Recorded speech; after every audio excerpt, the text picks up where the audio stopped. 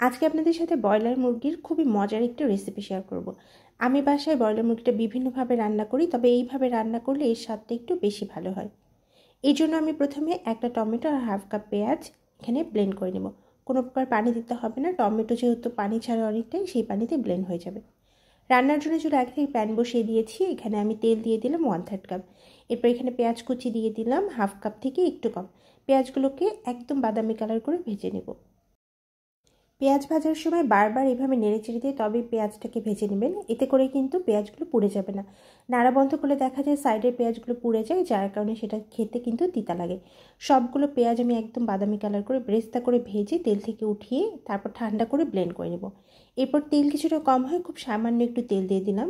এখন এখানে মাংসের জন্য আমি গরম মশলা দিয়ে দিব। একটা কালো এলাচ, একটা এই সাইজের দারচিনি, দুটো সাদা এলাচ, 2 থেকে 3টা লং আর সামান্য একটু গোলমরিচ, 5 থেকে 6টা গোলমরিচ। এখন এগুলো সব তেলের মধ্যে দিয়ে কয়েক সেকেন্ডের মতো রাখবো। এরপর এখানে দিয়ে দিলাম ব্রয়লার মুরগি। আমি এখানে একটা ব্রয়লার মুরগি পুরোটা দিইনি, অর্ধেকটা এখানে দিয়েছি। ব্রয়লার মুরগি দিয়ে অনবরত নেড়ে চেড়ে মুরগিটাকে আমি কিছুক্ষণের জন্য একটু ভেজে নেব। এইভাবে কালারটা একটু চেঞ্জ হয়ে আসবে, সেই রকম পর্যায় পর্যন্ত ব্রয়লার মুরগিটাকে ভাজবো। আর মুরগি থেকে কিন্তু অনেকটাই পানি ছাড়তে শুরু করবে। চুলাটাকে মিডিয়াম ফ্লেমে রেখে এখন মশলাগুলো দিয়ে দেবো।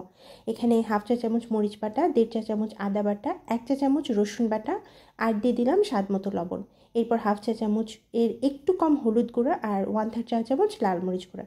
যেহেতু আমার বাসায় ঝালটা অনেক কম খায়, আমি জানার কারণে মরিচের গুঁড়াটা কম দিয়েছি। এরপর 1 চা চামচের একটু বেশি ধনিয়া গুঁড়া আর হাফ চা চামচ ভাজা জিরার গুঁড়া। সবগুলো মশলা দিয়ে অনবরত নেড়েচেড়ে মশলাগুলো মাংসের সাথে মিক্সড করব। এরপর এখানে দিয়ে দেব পেঁয়াজ এবং টমেটো বাটাটা। যে পরিমাণে আমি নিয়েছিলাম সবটাই এখানে দিয়ে দিলাম। এখন আবারও ঠিক একই রকমভাবে নেড়ে চেড়ে মশলাগুলোকে মাংসের সাথে মাখিয়ে নিব। চুলাটাকে এই পর্যায়ে মিডিয়াম ফ্লেমে রেখে কিছুক্ষণ নেড়ে চেড়ে দেওয়ার পর ঢাকনা দিয়ে ঢেকে মাংসটা কষিয়ে নিব। এইভাবে আমি 10 মিনিটের মতো কষাবো, ঢেকে দিয়ে কষাবো এবং মাঝে 1 থেকে 2বার একটু নেড়ে চেড়ে দিব।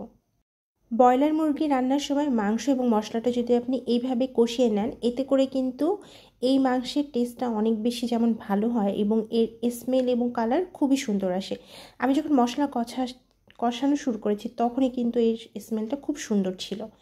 এরপর এখানে আমি সেদ্ধর জন্য পানি দিয়ে দিলাম 1.5 মগ।